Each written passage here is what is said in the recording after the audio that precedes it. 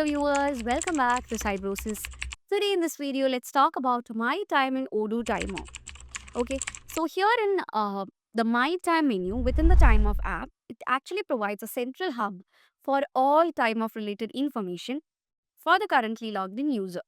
So if you just go to the time off, this is the time off, you have the dashboard there.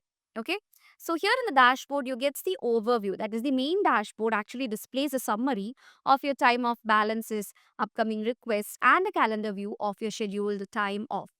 So here in the calendar view you actually get the you know year result based on a year by default. Okay, it displays the current year by default, and if you click on the year button, you can easily switch between the day, week, and month also. And here you have two arrows which will be taking you, like as we have chosen year right now, it will be taking to the previous year as well as the next year. And this today button will take you back to the current date. Okay.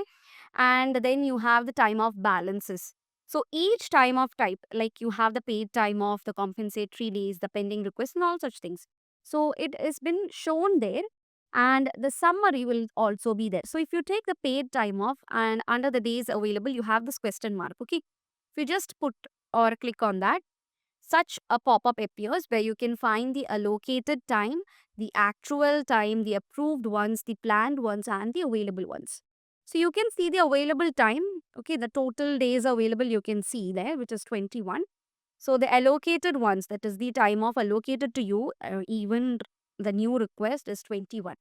So here you have the accrual, that is the future, that is time off that will accrue in the future, and the approved time off, that is the time off that has been approved.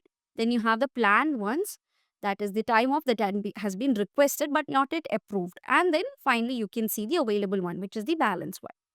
Okay, so that's how you can see the details in the dashboard itself. So here also for the compensatory, you can see the details here. Okay, so the available is also shown there. Now the next thing is the time of request. So if you click on the new, okay, what happens is that a new time of request can be created. So here is the new time off, and you can actually create a new allocation request.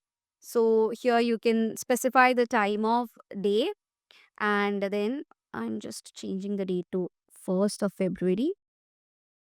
Okay, so that's the date I'm choosing, and the description can be given here as well. Okay, so then you can save and close it. So that's how a new time off has been created. So that's the paid time off. Okay, so here you can see 1 and 2, it's marked like this.